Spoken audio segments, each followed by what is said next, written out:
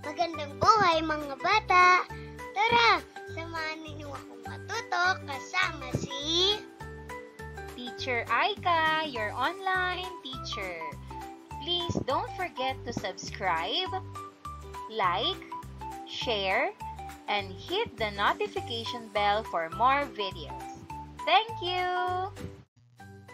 Matatag Curriculum, GMRC, Grade 1, Quarter 3, Week 1, Day 1. Ang ating aralin ngayong araw ay tungkol sa wastong pakikipag-ugnayan sa kapwa. Muli, ako si Teacher Aika, ang inyong online teacher. Simulan na natin. Kasanayang pampagkatuto na ipakikita ang pagiging magalang sa pamamagitan ng wastong pagtugon sa mensahe ng kapwa. A. Nakakikilala ng mga wastong paraan ng pakikipag-ugnayan sa kapwa. B. Na isa sa alang-alang na ang wastong pakikipag-ugnayan sa kapwa ay kailangan upang magkaroon ng tamang pag-unawa at pakikipagkaibigan sa kanila. C. Na ilalapat ang mga paraan ng wastong pakikipag-ugnayan sa kapwa.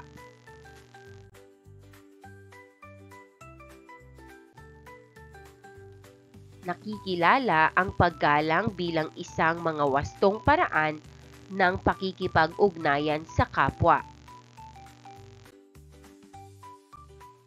Mga kagamitan, meta cards or strips at awit.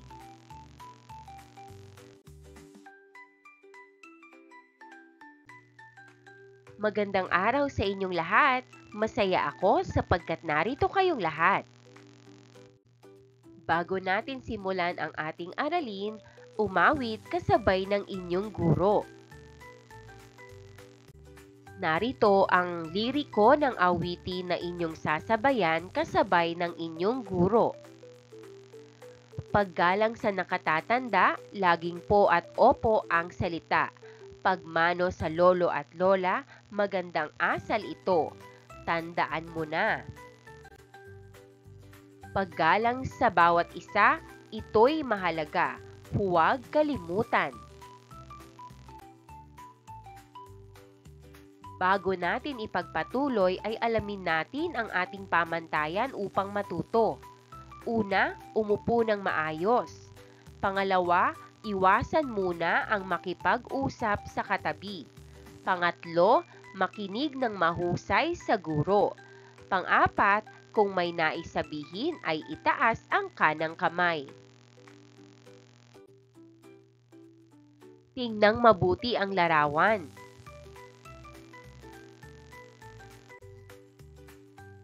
Ano ang nakikita niyo sa larawan? Sa larawan, nakikita ko ang dalawang batang mag-aaral na bumabati sa kanilang guro. Mukhang magalang sila at masaya habang nakikipag-usap sa guro. Gawaing paglalahad ng layunin ng aralin. Sa araw na ito, inaasahan na iyong makikilala ang paggalang bilang isa sa mga wastong paraan ng pakikipag-ugnayan sa kapwa. Tingnan ang mga larawan. Piliin kung alin sa mga ito ang nagpapakita ng paggalang. Sabihin kung bakit iyon ang iyong napili. Isulat ang sagot sa iyong kwaderno. Tingnang mabuti ang 5 larawan.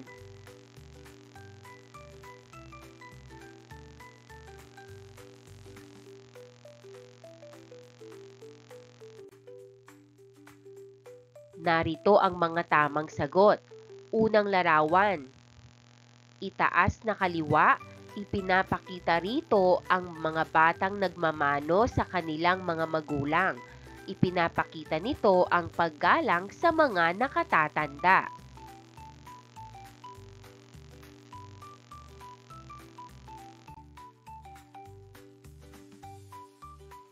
Mga susing salita. Ngayon, tayo ay maglalaro. Ang pamagat ng ating laro ay Hulaan natin. Narito ang mga panuto na ating susundin. Una, pakinggan ng mabuti ang mga pangungusap na aking babasahin. Kung ang mga ito ay nagagawa mo, pumunta ka kaagad sa harapan. Pangalawa, sabihin kung anong kilos o salita ng paggalang ang narinig.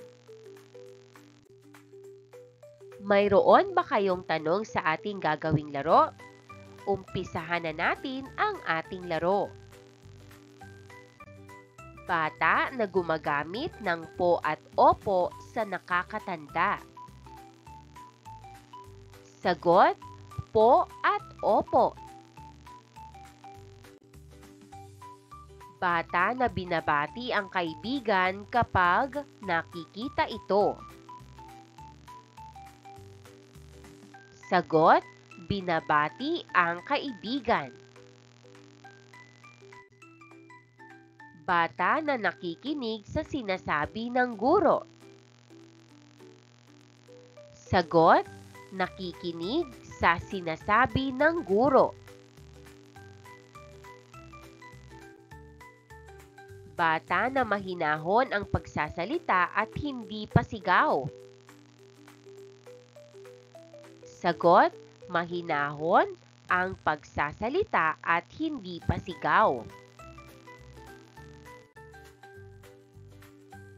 Pagbasa sa mahalagang pag-unawa o susing ideya. Mayroon akong mga ipapakitang mga pangungusap. Una, gumamit ng po at opo tuwing kausap ang nakatatanda. Ulitin natin, gumamit ng po at opo tuwing kausap ang nakatatanda.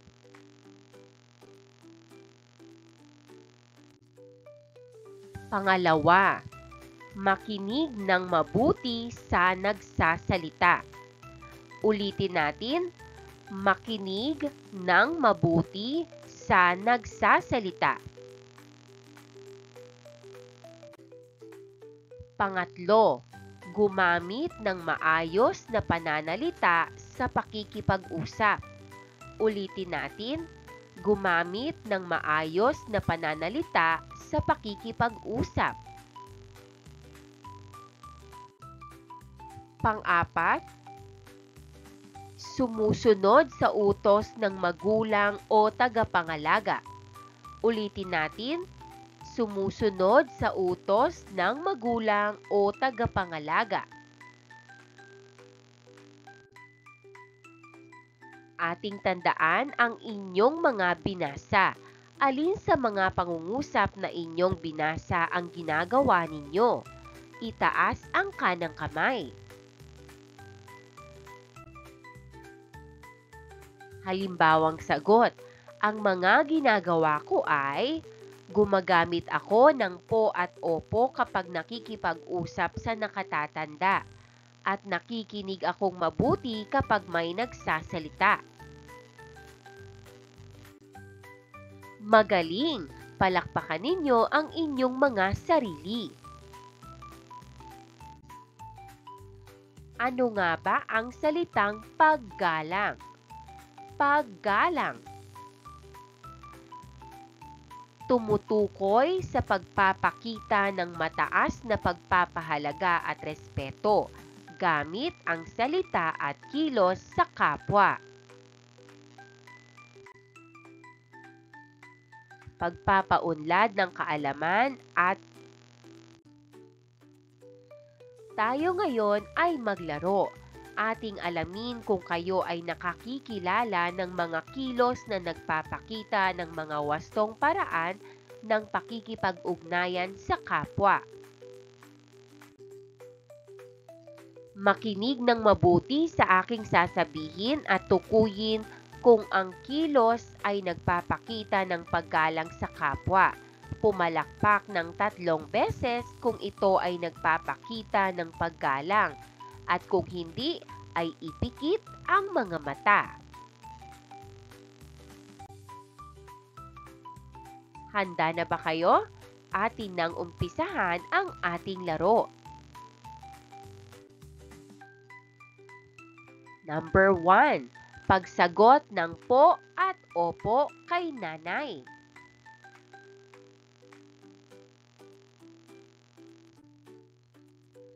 Number 2.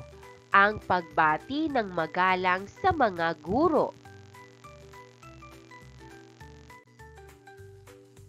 Number 3. Ang pagsasabi ng salamat pagkatapos makatanggap ng regalo.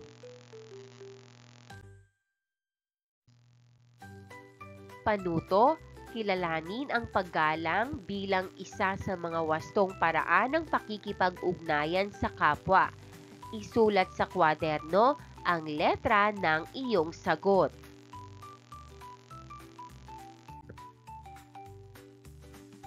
Tingnang mabuti ang mga larawan at piliin ang mga tamang sagot.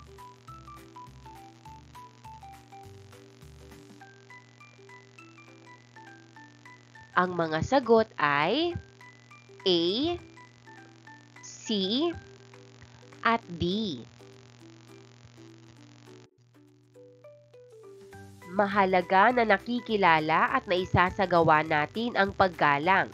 Ito ay isa sa mga wastong paraan ng pakikipag-ugnayan sa kapwa.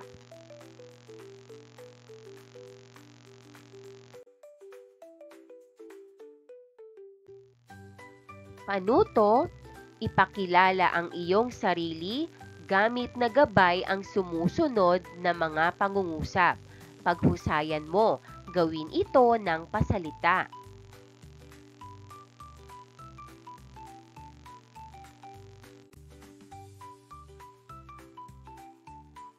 Ako ay si Patlang. Ilagay ang iyong pangalan. Naipapakita ko ang paggalang sa kapwa sa pamamagitan ng patlang. Halimbawang sagot, pagsasabi ng po at opo at pakikinig ng mabuti sa kausap.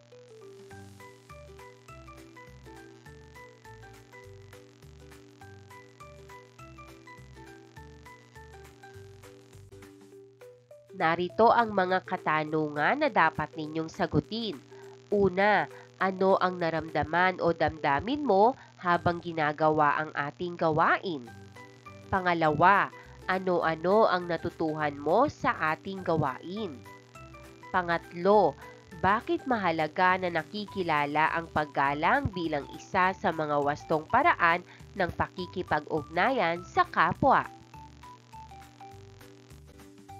Narito naman ang mga halimbawang sagot. Una, ano ang naramdaman mo habang ginagawa ang ating gawain? Masaya ako habang ginagawa ang gawain. Pangalawa, ano-ano ang natutuhan mo sa ating gawain? Sagot, natutuhan kong maging magalang sa pakikipag-usap. Pangatlo, bakit mahalaga na nakikilala ang paggalang bilang isa sa mga wastong paraan ng pakikipag-ugnayan sa kapwa? Sagot, mahalaga ang paggalang para sa mabuting samahan.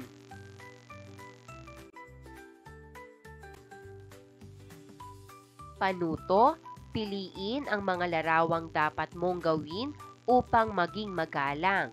Isulat sa iyong kwaderno ang letra ng iyong sagot. A.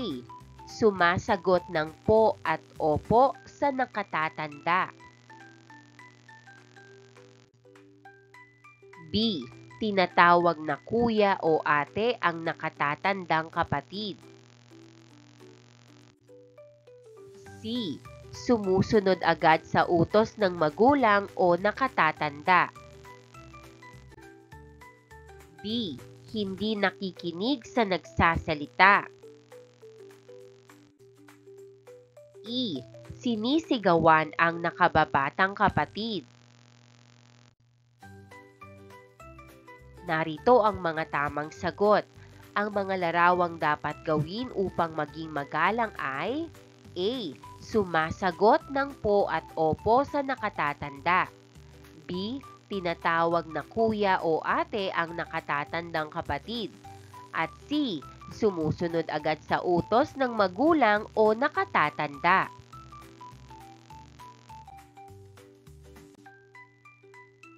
Panuto, isulat sa iyong kwaderno ang mga salita na iyong isasagot sa nakatatanda bilang tanda ng paggalang. Maraming salamat sa panonood. Huwag kalimutang i-like at mag-subscribe para sa higit pang educational content. I-click ang bell icon para ma-update ka sa ating mga bagong video. Salamat!